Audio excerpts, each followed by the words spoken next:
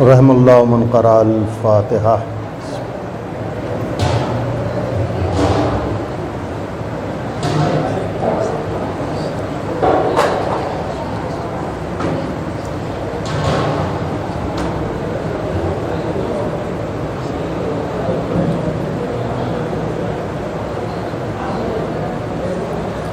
لا حول ولا قوة إلا بالله العلي العظيم۔ اعوذ باللہ من الشیطان اللعین الرجیم۔ بسم اللہ الرحمن الرحیم۔ الحمد للہ رب العالمین، الصلاة والسلام علی سید الاولین والآخرین، رحمت للعالمین وخاتم النبیین بالقاس محمد۔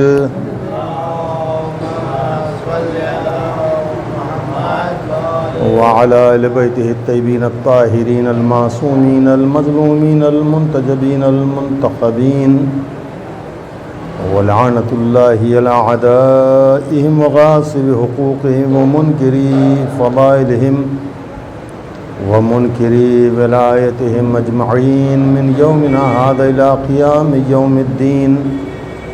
أما بعد، فقد قال اللہ العظیم فی کتابہ الکریم وخطابہ المتین، وہو اصدق القائلین وقولہ الحق۔ بسم اللہ الرحمن الرحیم۔ ان اکرمکم عند اللہ اتقاکم۔ صلوات پڑھنے والے ہوں۔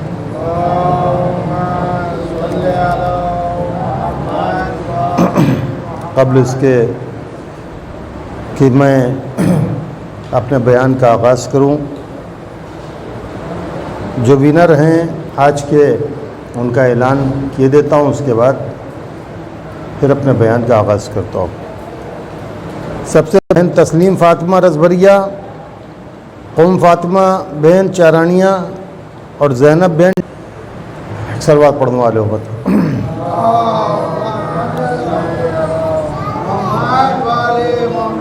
اللہ تعالیٰ اپنی محکم و لارب و راسوانی کتاب میں جو انسان کے لیے دستور العمل ہے، دستور الحیات ہے، اس میں ارشاد فرما رہا ہے کہ انا اکرمکم عند اللہ اتقاکم، کہ بے شک تم میں میرے نزدیک صاحبان عزت وہی افراد ہیں کہ جن کے پاس سب سے زیادہ تقوی ہے، پرہیزگاری ہے، جو اپنے آپ کو گناہوں سے بچاتے ہیں، محفوظ رکھتے ہیں، وہی میری نظر میں عزت دار ہے۔ عزیزان محترم، صاحبان عزت اللہ کی نظر میں وہی افراد ہیں کہ جو اپنے آپ کو گناہوں سے بچاتے ہیں۔ انبیاء کی تاریخ لیجئے یا اوصیاء کی تاریخ یا اولیاء کرام کی تاریخ، جنہوں نے پوری زندگی خدمت دین میں صرف کر دی اور اپنے آپ کو گناہوں سے بچاتے رہے۔ اور آج ہمارے فقہا کی بھی حالت ہے کہ فقہا بھی اپنے آپ کو کس طرح سے دنیاوی آلائشوں سے بچاتے ہیں، اس لیے کہ فقیہ کون ہے؟ فقیہ کے لیے امام کا قول ہے کہ کانا من الفقہاء سائنا لنفسہ حافظاً لدینہ مطیعاً لامر مولا مخالفۃً لہوا فللعوام یقلدوہ، کہ جو اپنے نفس کو بچاتے ہیں، حفاظت کرتے ہیں، دین الہی کی حفاظت کرتے ہیں اور دنیاوی خواہشات سے اپنے آپ کو بچاتے ہیں، جب یہ ساری کوالٹیز ایک فقیہ کے اندر پائی جاتی ہے تو حکم ہوتا ہے فللعوام ان یقلدوہ، پس لوگوں کے لیے واجب ہے کہ ایسے فقیہ کی تقلید کی جائے۔ تو عزیزان محترم، فقہا کی زندگی بھی آپ کے سامنے ہے، اور آج میں چاہتا ہوں کہ جناب ایوب کے سلسلے میں کچھ بیان کیا جائے، ان کی تاریخ، کہ جناب ایوب کون تھے۔ جناب ایوب ایک نبی خدا تھے، اور دمشق اور رملہ کے درمیان میں ایک جگہ ہے، کئی نام ہے اس جگہ کے، بصرہ بھی کہتے ہیں، تیشا بھی کہتے ہیں، 4 نام دیے گئے ہیں تاریخ میں. وہاں کے رہنے والے تھے، وہیں ان کے ولادت ہوئی تھی. اور عزیزان محترم، جناب ایوب 27 سال کے سن میں مبعوث برسالت ہوئے، رسالت کے منصب پر فائز ہوئے، اور اپنی پوری زندگی میں انہوں نے 3 لوگوں کو مسلمان بنایا تھا. پوری زندگی تبلیغ کی ہے، لیکن بنے کتنے مسلمان؟ صرف 3 افراد مسلمان ہوئے. اور جناب ایوب کی شادی اور ان کا عقد بعض روایت میں ہے کہ جناب یوسف کی بیٹی سے، جن کا نام رحیمہ یا رحمت دونوں نام مشہور ہیں، اور ایک روایت کے مطابق جناب یوسف اور جناب زلیخا کے بیٹے افراہیم کی بیٹی سے، یعنی جناب یوسف اور زلیخا کی پوتی سے ہوا تھا. ان کا بھی نام رحیمہ اور رحمت ملتا ہے. عزیزان محترم، اللہ نے منصب نبوت پر فائز کرنے کے ساتھ ساتھ جناب ایوب کو مال دنیا سے بھی کافی نوازا تھا. بہت مالدار تھے،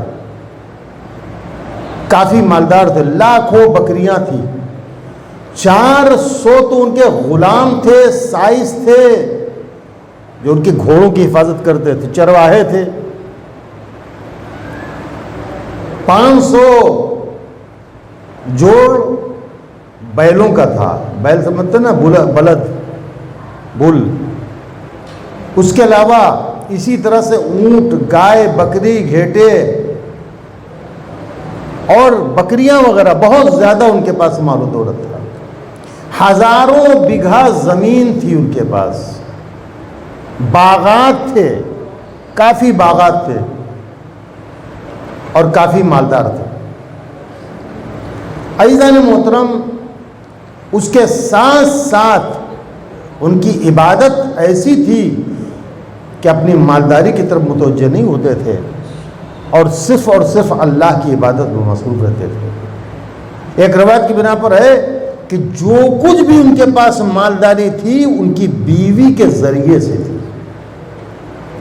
وہ مالداری جو آئی تھی، ثروت و دولت، مال منال، یہ سب کچھ آیا تھا تو ان کی بیوی کے ذریعے سے آئی تھی مال و دولت. اور عزیزان محترم، جب ملائکہ نے یہ منظر دیکھا کہ اتنی مال و دولت، اتنا بزی انسان جس کے پاس اتنی ثروت ہو، اتنا مال دولت ہو، اس کے بعد بھی وہ عبادت میں اس طرح سے منہمک اور ڈوب کر عبادت کرتے ہیں کہ کسی طرف متوجہ نہیں ہوتے، تو فرشتے بھی غبطہ کرنے لگے تھے، حیرت کرنے لگے تھے کہ ایک انسان، کیونکہ آج ایک دکان ہوتی ہے تو انسان کتنا بزی ہو جاتا ہے، لیکن جناب ایوب کے پاس اتنی پراپرٹی، اتنی دولت، لیکن اس کے باوجود بھی اپنی دولت کی طرف ذرہ برابر وہ توجہ نہیں دیتے تھے اور صرف اس خالق کی عبادت میں مصروف رہا کرتے تھے. نتیجہ کیا ہوا کہ فرشتے بھی غبطہ کرتے تھے اور حیرت میں پڑے تھے. اور شیطان نے کہا کہ چونکہ اللہ نے جو ان کو مال و دولت اتنی دے رکھی ہے، اس کی وجہ سے یہ عبادت کر رہے ہیں. تو کہا نہیں، ایسا نہیں ہے، فراوانی مال اور کثرت دولت معیار نہیں ہے، اس لیے عبادت نہیں کر رہے، بلکہ وہ میرا مخلص بندہ ہے. ایوب میرا مخلص بندہ ہے اور ہمارا بہترین بندہ ہے جو بندگی کی اور عبدیت کے فرائض ادا کر رہا ہے. عزیزان محترم، کہا کہ اگر ان کو مصائب اور آلام میں مبتلا کر دیا جائے تو یہ کفر اختیار کر لے گی. کس نے کہا؟ شیطان نے کہا. کہ ابھی دولت ہے نا، مال ہے، منال ہے، اس لیے اللہ کی عبادت کر رہے ہیں، لیکن ابھی یہ سب ان سے لے لیا جائے تو کیا ہوگا؟ کفر اختیار کر لیں گے۔ جس طرح سے ایک انسان جو ہے مال و منال اگر چلا بھی جاتا ہے، تھوڑا سا نقصان ہو جاتا ہے تو کتنی جگہ شکایت مندی چھے، کائی نہ تھی، دھندا نہ تھی، عام نہ تھی، ہوتا ہے کہ نہیں؟ یہ اللہ کی شکایت کرنا ہوا، غلط ہے، کفر ہے۔ اس لیے کہ سارا مال دیا ہوا اللہ کا ہے، جب اس نے واپس لے لیا ہے تو اس میں شکوے کی کیا ضرورت ہے؟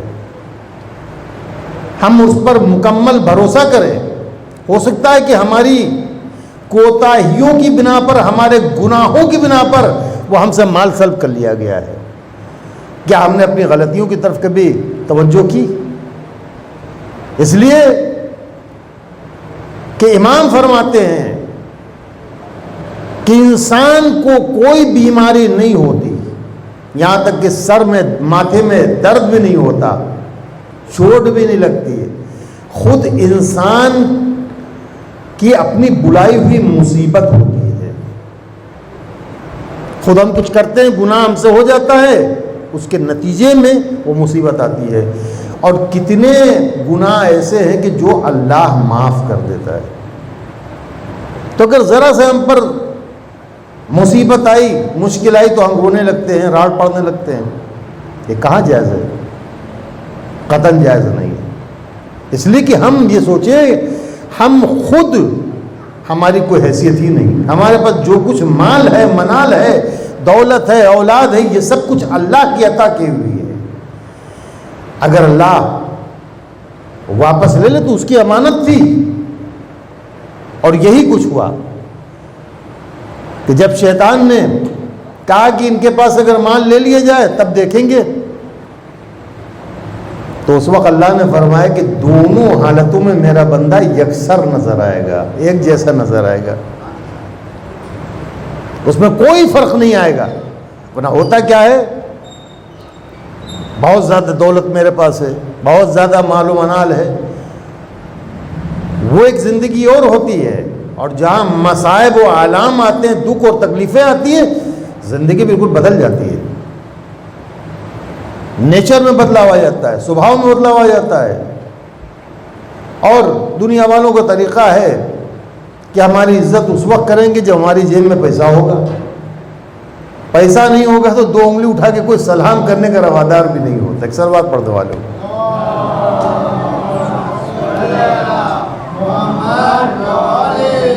لہٰذا وہ دولت حاصل کریں اور وہ عزت حاصل کریں جو اللہ کی دی ہوئی دائمی دولت ہے، دائمی عزت ہے، جو کبھی کوئی چھین نہیں سکتا ہے۔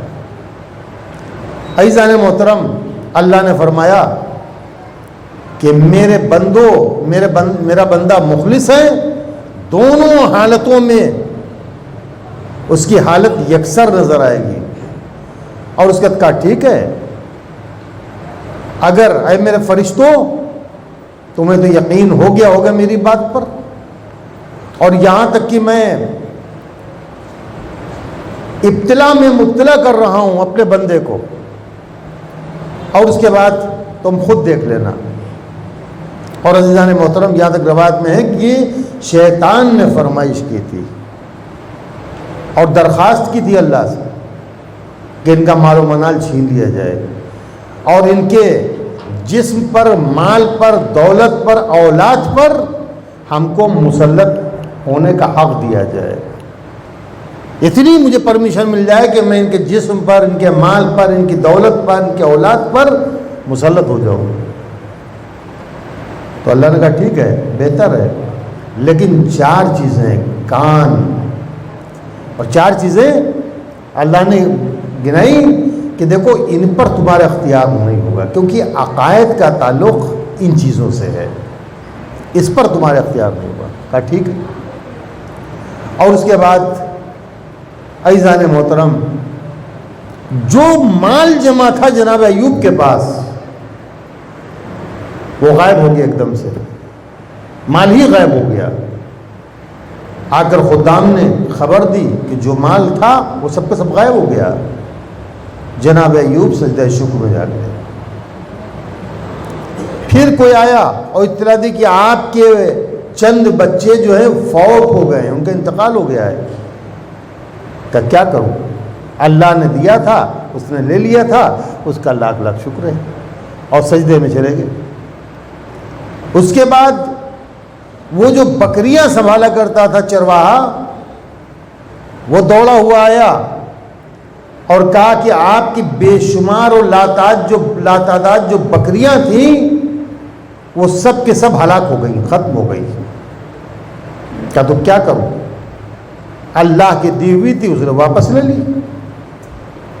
اب دیکھ رہے ہیں اتنا بڑا نقصان ہو رہا ہے، لیکن اس کے باوجود جناب ایوب کے ماتھے پر شکن نہیں آ رہی، بل نہیں پڑ رہے ہیں.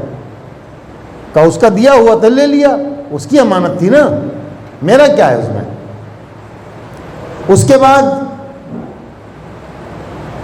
لوگ آئے اور آنے کے بعد کہا کہ آپ کے اونٹ سب کے سب ہلاک ہو گئے. وہی جواب جو پہلے دیا تھا جناب ایوب نے، وہی جواب بعد میں دیا کہ کیا کروں، اللہ کا دیا ہوا تھا، اس نے واپس لے لیا. اور اس طرح سے پتہ چلا کہ جو گھر میں مال و سامان و اثاثہ تھا، جناب ایوب مصروف عبادت تھے، عبادت میں مصروف تھے، کہ اچانک گھر میں آگ لگ گئی. سارا مال و اثاثہ گھر کا سارا سامان جل کر خاکستر ہو گیا، راکھ ہو گیا. لیکن جناب ایوب اللہ کا شکر ادا کرتے رہے. فرشتے محو حیرت تھے، یہ کیا ہو رہا ہے، کیسا بندہ ہے، کس طرح کی عبادت کر رہا ہے کہ اس پر کچھ اثر ہی نہیں ہو رہا ہے. عزیزان محترم، یہاں تک کہ جو باغات تھے اس کا نگہبان دوڑ کر آتا ہے، یا نبی اللہ، اچانک باغ میں آگ اٹھی اور سارا باغ جل کر خاکستر ہو گیا ہے، ساری واڑی برباد ہو گئی ہے. کیا بہت اچھا، کوئی مشکل نہیں، جس کا دیا تھا اس نے واپس لے لیا. اور عزیزان محترم، جناب ایوب کے کچھ بچے ایک معلم، ایک ٹیچر، ایک استاد کے پاس ایک چھت کے نیچے پڑھ رہے تھے. اولاد کا مسئلہ بڑا سخت ہوتا ہے، لیکن آپ دیکھیں کہ جو منزل عبودیت میں ہے، عبد ہونا آسان بات نہیں ہے. ہم کہتے ہیں اے میرے مالک میں تیرا عبد ہوں، لیکن سچے معنوں میں عبد ہو جانا دوسری بات. عبد کہنا اور بات ہے، عبد ہو جانا اور بات ہے. جیسے نیکی کرنا آسان ہے، لیکن نیکی کی حفاظت کرنا مشکل کام ہے. اسی سے عبد کہنا کہلانا آسان ہے، لیکن عبد ہو جانا بہت مشکل کام ہے. ہم اپنے آپ کو مسلمان کہتے ہیں، کیا لفظ اسلام اور مسلمان ہم پر صادق آتا ہے؟ مسلمان کا ارتھ یہ ہے کہ جس کے ہاتھ اور زبان سے دوسرے مسلمان بھائی محفوظ ہو وہ مسلمان ہے. ہم نے جب چاہا کسی پر زبان چلا دی، کسی پر ہاتھ چلا دیا، اور پھر ہم سچے اور پکے مسلمان ہیں. ہوتا ہے کہ نہیں ہوتا ہے؟ تو عزیزان محترم، صرف ہم اپنے آپ کو مسلمان اور عبد کہتے ہیں نہیں، اور یہی خالق کا تقاضا ہے کہ تم سچے عبد بن جاؤ، سچے مسلم بن جاؤ. عزیزان محترم، ٹیچر کسی کام سے، استاد کسی کام سے باہر نکلا، بچے پڑھ رہے تھے، اچانک چھت گری، بچے مر گئے. بھاگا ہوا آیا اور آنے کے بعد جناب ایوب سے کہتا ہے، یا نبی اللہ، آپ کے بچے پڑھ رہے تھے، میں کسی کام کی غرض سے باہر نکلا اور اس کے بعد چھت گری، بچے ہلاک ہو گئے، انتقال ہو گیا بچوں کا. تو جناب ایوب نے کیا جواب دیا کہ اچھا ہوا کہ تم باہر نکل گئے تھے، ورنہ تم بھی لقمہ اجل بن جاتے، تم بھی موت کا لقمہ بن جاتے. وہ اپنے بچوں کی فکر نہیں کر رہے تھے، کہا اچھا ہوا تم باہر نکل گئے تھے، ورنہ تم بھی لقمہ اجل بن جاتے. اور عزیزان محترم، ایک مرتبہ جناب ایوب کے پاس ایک باکس تھا، صندوق، اس میں سونے چاندی کے سکے وغیرہ، جواہرات وغیرہ ان کے پاس جو محفوظ تھے، وہ جب کھولتے ہیں تو پتھر میں تبدیل ہو چکے تھے، سب کچھ پتھر میں تبدیل ہو گیا تھا. جویلری جو تھی وہ پتھر میں تبدیل ہو گئی تھی. جناب ایوب ہنس پڑے یہ دیکھ کر کے کہ جو سونا چاندی تھی وہ سب کچھ سکے پتھر میں، یہ ساری دولت برباد ہو چکی ہے. اب وہ رہا ایک صندوق، ایک باکس، وہ بھی پتھر تبدیل ہو گیا. ہماری ایک گٹی گر جاتی ہے نا، ایک بیٹی گر جاتی ہے تو کیا عالم ہوتا ہے. لیکن جناب ایوب نے جب صندوق کھولا، جو سونے چاندی کے سکے اور جویلری تھی وہ سب پتھر میں تبدیل ہو گئی. ہنس پڑے، کیا بہت اچھا ہوا، بہت اچھا ہوا. یہ بدترین چیز تھی جو مجھ سے دور ہو گئی. جناب یہ کیا فرماتے ہیں؟ یہ بدترین چیز تھی جو مجھ سے دور ہو گئی ہے. بہترین چیز جو میرے پاس موجود ہے وہ میرا ایمان ہے، اور اصل دولت میری وہی ہے جو میرا ایمان ہے. ایک صلوات پڑھنے والوں.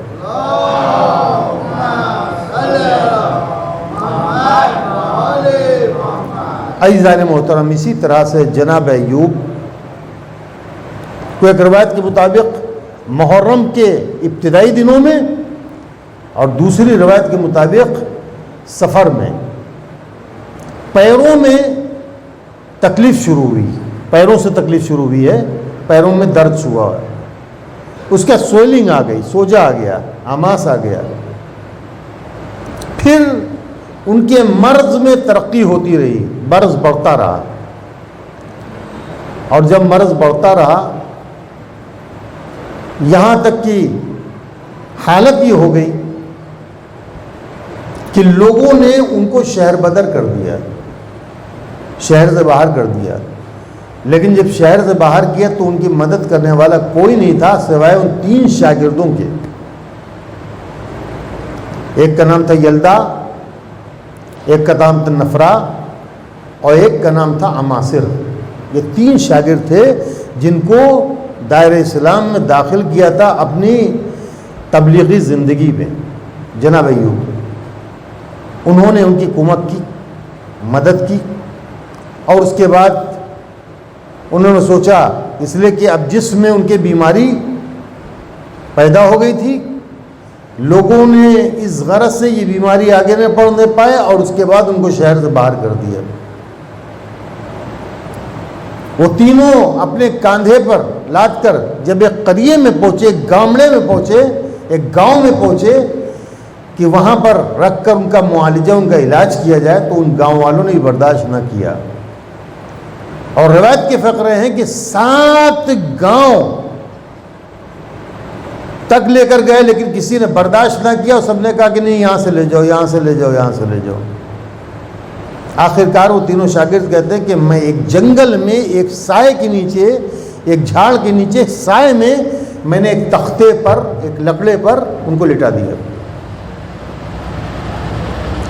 جو کچھ بھی کھانے پینے کے لیے، آذوقے کے لیے جو کچھ بھی جناب رحمت کے پاس تھا، ان کی زوجہ کے پاس تھا، جب تک وہ رہا تب تک ان کو کھلاتی رہی، ان کی طرف سے صدقہ و خیرات کرتی رہی.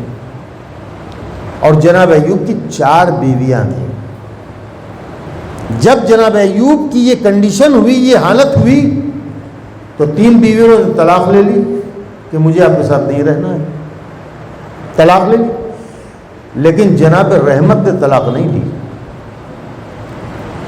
اور جب جناب ایوب نے دیکھا کہ 3 تو ہمارے پاس سے جا چکی ہیں اور 4تھی موجود ہے، تو کہا بھائی تم بھی طلاق لے، تم بھی چلی جاؤ. کہا نہیں، میں نہیں جاؤں گی. اس لیے کہ خوشحالی میں آپ نے میرے ساتھ جو سلوک کیا، جو ویوہار کیا ہے، میرا بہت خیال رکھا ہے، اب اس بدحالی میں آپ کو چھوڑ کر چلی جاؤں، یہ انسانیت کے خلاف ہے. جبکہ ایسا ہی ہوا ہے. آج کی تاریخ میں بتاؤں، میری نظروں کے سامنے تاریخ ہے، لگ بھگ 15 17 18 سال پہلے کی بات ہے. ایک صاحب جب قصب پرسی میں تھے، پریشان حال تھے. آپ کو معلوم ہے کہ آج کل جو پریشان ہوتا ہے اس کو کوئی لڑکیوں کی دیتا نہیں ہے، اور جو دے وہ سمجھے کمال کی بات ہے. اس لیے کہ دنیاوی مال و منال پر زیادہ بھروسہ ہے، اللہ کہ کیے ہوئے وعدے پر بھروسہ نہیں کہ تم شادی کرو ہم غنی بنا دیں گے. ایک صاحب نے ان کو بیٹی دے دی، اور جب بیٹی دی تو بیچاری تکلیف میں بھی ان کا ساتھ دیتی رہی، پوری زندگی ان کا ساتھ دیا، اور جب ان کے دن بدلے تو اسی کو حیران کرنا شروع کر دیا. عزیزان محترم، جناب رحمت درس دے رہی ہیں کہ دیکھو کہ جب خوشحالی میں تم نے ہمارے ساتھ اچھا سلوک کیا ہے تو انسانیت کے خلاف ہے کہ اس بدحالی میں تم کو چھوڑ کر چلی جاؤں. ہمارا حق بنتا ہے کہ میں آپ کی خدمت کروں اور یہ میرا فریضہ ہے.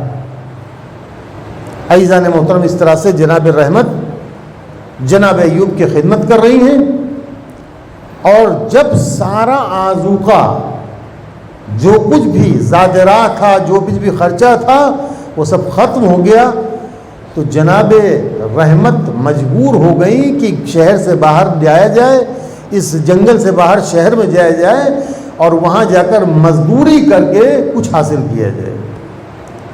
اچھا عزیزان محترم، بعض روایت میں ہے کہ جناب ایوب کے جسم میں جب بیماری ہے تو کیڑے آ گئے، جیوات آ گئے، اور جب گر جاتے تھے تو اس میں پھر وہ واپس رکھتے تھے کہ تیری غذا میرے ہی جسم سے معین ہے، لہذا تو کہاں جا رہا ہے. ہمارے علماء اس کو نہیں مانتے کہ ایک نبی خدا کے ساتھ یہ ہو، یہ محال ہے. یہ عامت المسلمین کا قول ہے. علامہ نجم الاسد کرابی اپنی تاریخ اسلام میں جب لکھتے ہیں تو جب ایک روایت یہ سامنے آئی تو جن صاحب نے اس روایت کو نقل کیا تھا اپنی کتاب میں، انہوں نے شکایت کی کہ آپ نے یہ روایت لکھی ہے کہ جناب ایوب کے معاذ اللہ جیوات پڑ گئے تھے، کیڑے پڑ گئے تھے، اور جب کیڑے گر جاتے تھے تو پھر واپس میں رکھ لیتے تھے زخم میں کہ تمہاری غذا اسی جسم سے ہے. لہذا کیسے ممکن ہے ایک نبی خدا، ایک پاکیزہ. اس لیے یہ ساری چیزیں ایسی ہے کہ انسان دوری بنا کر رکھتا ہے تو ظاہر تبلیغ میں رکاوٹ بنتی ہے. اگر ہمارے اس طرح کی بیماری ہوگی تو کون میرے نزدیک ہے، کون میری بات سنے گا؟ آپ سنیں گے؟ جب آپ جیسا انسان نہیں سن سکتا ہے تو پھر ایک نبی خدا نہ کرتا اگر نبی خدا کو ایسا ہوتا تو ان کی تبلیغ کیسے آگے بڑھتی؟ لہذا انہوں نے اپنے قلم سے اس میں عبارت بڑھائی. یہ عامت المسلمین کا نظریہ ہے، یہ عام لوگوں کا، عام علماء کا نظریہ ہے، لیکن علماء شیعہ اس کے قائل نہیں ہیں. ایسا نہیں ہو سکتا ہے، اور میں بھی نہیں مانتا ہوں. اس لیے جو ہمارے علماء نہیں مانتے ہم اس کو تسلیم کرتے ہیں. لہٰذا یہ جیوات والا ہم نے اس سے پہلے بھی اسی موضوع میں کہیں سنا تھا، لیکن جب ایک مولانا نے ہمیں پر فون کیا تو ہم نے کہا بھائی ہم نہیں مانتے ہیں، اور فلاں کتاب کا میں نے حوالہ دیا کہ علامہ نجم الاسد کرابی نے یہ لکھا ہے، اب دیکھ لیے فلاں نمبر پیج پہ 316 نمبر پیج پہ تاریخ اسلام میں کہ انہوں نے لکھا ہے کہ عامت المسلمین کا کہنا ہے. اسے تو بہت ساری روایتیں ہیں کہ جناب موسیٰ کے پاس ملک الموت آئے تو کہا کیوں آئے؟ کہا تمہاری روح قبض کرنے. تم نے ایک تماچا مارا، اس کی آنکھ چلی گئی. کیا معصوم ایسا کام کر سکتا ہے؟ ایک معصوم کے ساتھ ایسا کام کر سکتا ہے؟ کیا معصوم سے کوئی غلطی سرزد ہوتی ہے؟ تو ایسی بہت ساری روایتیں ہیں. لہذا ہم ان کو مانتے ہیں جو عقائد امامیہ تسلیم کرتا ہے، باقی نہیں کسی کو. صلوات پڑھنے والوں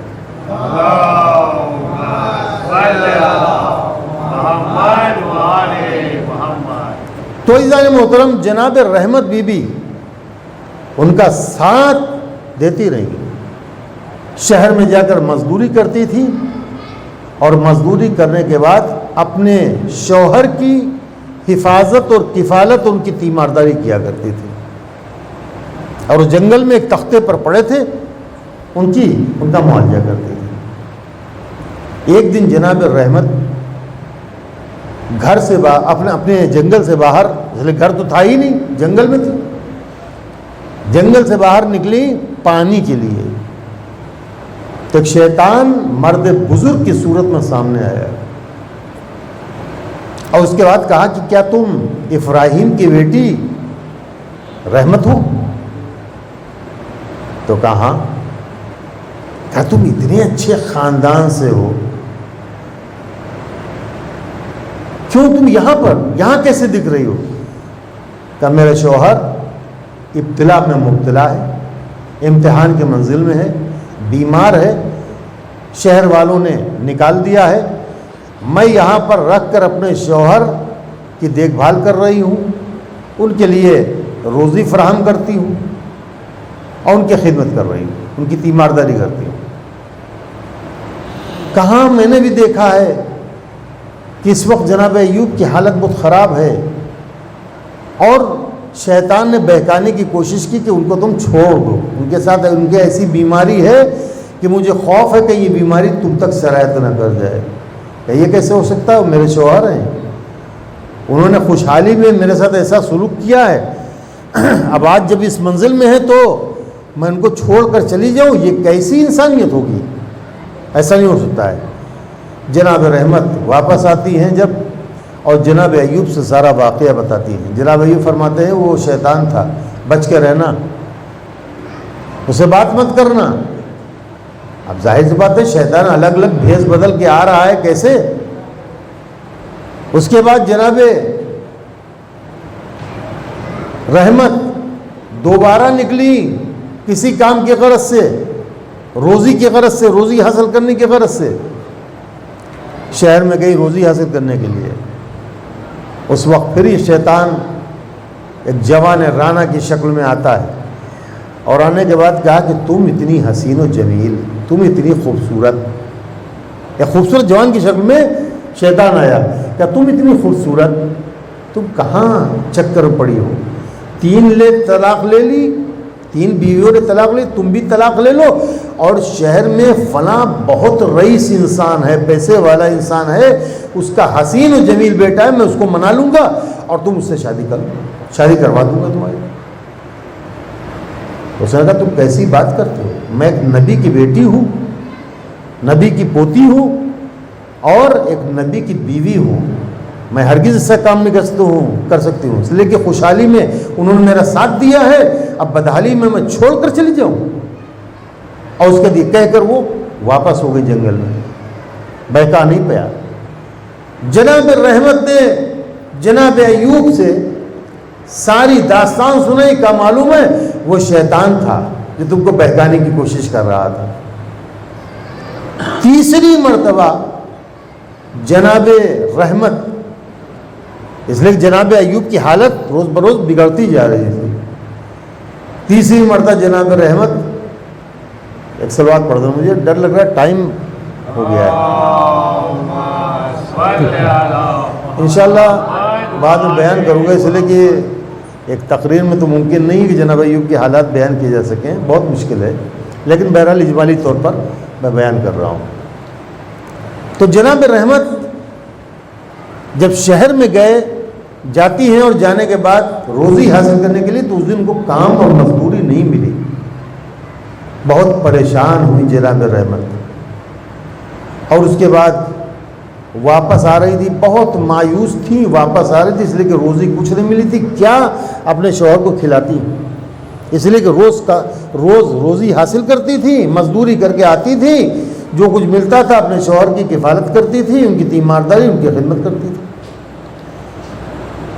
اب جب شہر میں گئیں اور کوئی روزی ان کو نہ ملی، مزدوری نہ ملی، تو خالی ہاتھ بہت اداس چلی آ رہی۔ راستے میں کیا دیکھا کہ خوبصورت عورت نظر آئی، خوبصورت عورت نظر آئی۔ اس نے سوال کیا کہ تم کہاں گئی تھی، کہاں راستے میں پھر رہی ہیں آپ؟ تو کہا کہ میرا شوہر بیمار ہے، علیل ہے، لہذا میں شہر میں جا کر مزدوری کرتی ہوں، اور جو کچھ ملتا ہے اس سے اپنے شوہر کی کفالت کرتی ہوں، تیمارداری کرتی ہوں، خدمت کرتی ہوں۔ آج میں صبح سے گئی، لیکن کہیں پر مجھے کسی نے مزدوری نہ دی، کام نہ دیا، آج میرے پاس کچھ نہیں ہے۔ ایک مرتبہ اس نے نظر دوڑائی کس پر؟ جناب رحمت کے بالوں پر، جو گولڈن کلر کے بال تھے، سنہرے بال تھے، نظر دوڑائی کہا کہ اگر ایک چیز تم مجھے دے دو تو میں تمہاری مدد کر دوں گی. کہا وہ کیا ہے؟ کہ آسان ہے، تمہارے لیے کوئی مشکل نہیں ہے. کہا بتاؤ. اس لیے کہ ظاہر سی بات جناب احمد کا کچھ بھی نہیں تھا، کیسے اپنے شوہر کی تیمارداری کر دیں. کہا اپنے گیسو کاٹ کر کے مجھے دے دو. گیسو کہتے ہیں لٹوں کو، جو سنہرے بال تھے، گولڈن کلر کے بال، یہ کاٹ کر مجھے دے دو اور میں تمہاری مدد کر دوں گی. جناب رہبر نے سوچا کہ کچھ بھی نہیں ہے، ایک گیسو کاٹ کر دے دیں، کیا ہوتا ہے. عزیزان محترم، اس عورت کو جناب رحمت نے اپنے گیسوؤں کو کاٹ کر کے دے دیا. وہ فوراً آیا اور آنے کے بعد جناب ایوب کے پاس ان کی بیوی کے گیسوؤں کو دکھاتا ہے. یعنی جناب ایوب کو ورغلانے کی کوشش کی. اچھا، جناب ایوب کے پاس بھی بار بار شیطان آیا، بہکانے کی کوشش کی، لیکن جناب ایوب چونکہ نبی خدا تھے، معصوم نبی تھے، لہذا فوراً بھگا دیتے تھے، بھاگ جائے یہاں سے، اس لیے کہ جو کچھ اللہ نے دیا تھا لے لیا، وہ سب اس کا ہے، میرا کیا ہے.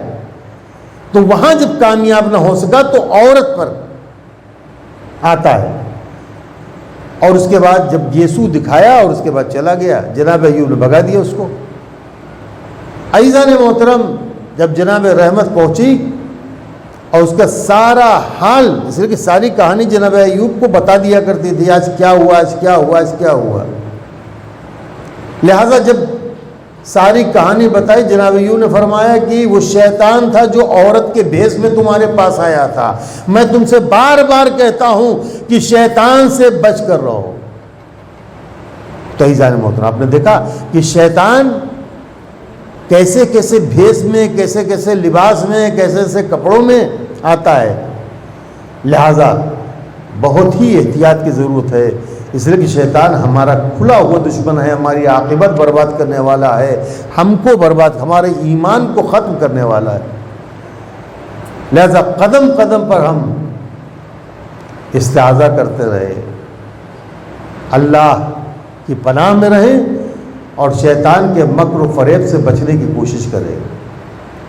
اسی لیے وہ افراد کہ جو بزنس مین ہیں، ان کا تو ایک مسئلہ الگ ہے کہ ان کی دکان ہے، ان کو تو صبح سے شام تک دکان میں بیٹھنا ہے، لیکن ہمارے جیسے افراد کے لیے یہ روایت ہے کہ سب سے پہلے بازار میں داخل ہونا اور سب سے آخر میں بازار سے نکلنا مکروہ ہے. کیوں؟ یہ شیطان کا اڈا ہوتا ہے، شیطان کا جال ہوتا ہے. بازار میں انسان گھومے گا، ٹہلے گا، شیطان کے جال میں پھنس جائے گا، لہذا شیطان اس پر حاوی ہو جائے گا. تو عزیزان محترم، یہ شیطان ہمارا کھلا ہوا دشمن ہے، اور اسی شیطان کو اس ماہ مبارک میں قید کر کے رکھا گیا ہے. اس کے ہاتھوں پیروں میں بیڑیاں ڈال دی گئی ہیں. لیکن عزیزان محترم، ہم اگر اللہ کے مخلص بندے ہیں، اور یقیناً ہم خلوص کے ساتھ، اس لیے کہ روزہ رکھنا، روزے رکھنے کا مطلب صرف یہ نہیں ہے کہ کھانا پینا چھوڑ دینا روزہ ہے، بلکہ آنکھ کا بھی روزہ ہے، اعضاء و جوارح کا روزہ ہونا چاہیے. ورنہ ہم غیبت بھی کر رہے ہیں، زبان بھی چل رہی ہے، سب کچھ ہو رہا ہے اور روزہ ہے. ایسے روزے کا کوئی فائدہ نہیں ہے. لہذا ہم سچے معنوں میں، صحیح معنوں میں روزہ دار بن کر کے رہیں. اس لیے کہ معصوم فرماتے روزہ رکھو تاکہ صحت مند ہو جاؤ. اور یہاں تک کہ پانچویں امام فرماتے ہیں کہ اگر کوئی شخص بغیر کسی مجبوری، بغیر کسی عذر کے 3 دن تک روزہ چھوڑے، واجب القتل ہے. ایک انسان بیمار ہے، سفر میں ہے، یہ مسئلہ الگ ہے، لیکن ہمیں کچھ بھی نہیں ہے، کوئی پرابلم نہیں ہے مجھے، اور اس کے باوجود ہم دھڑا دھڑ روزے کو قضا کریں. ہم سے روزہ نہیں ہو پا رہا ہے، ہم جوان ہیں، بالغ ہیں، ہم پر روزہ واجب کیا گیا ہے، ہم بغیر کسی عذر مجبوری کے روزہ دھڑا دھڑ قضا کریں، نہ رکھیں. تو معصوم فرماتے، پانچویں امام فرماتے کہ جو 3 دن تک بغیر کسی عذر کے روزہ نہ رکھے، واجب القتل ہے. عزیزان محترم، یہی ساری چیزیں ہیں کہ جو ہمیں منزل ابدیت تک پہنچانے والی ہیں. لہذا جس طرح سے ہم اپنے نفس کا تزکیہ اس مہینے میں کر رہے ہیں، ہم دعا کریں کہ ہم سال بھر اور پوری زندگی اسی طرح سے باقی رہیں اپنی اس کوشش اور کاوش پر جو ہم نے سب کچھ کیا ہے۔ اللہ سے نزدیک ہونے کے لیے جو کچھ بھی ہم نے اعمال کیے ہیں، ہم دعا کرتے ہیں کہ اللہ ہماری طاعت، بندگی، عبادات کو قبول فرمائے۔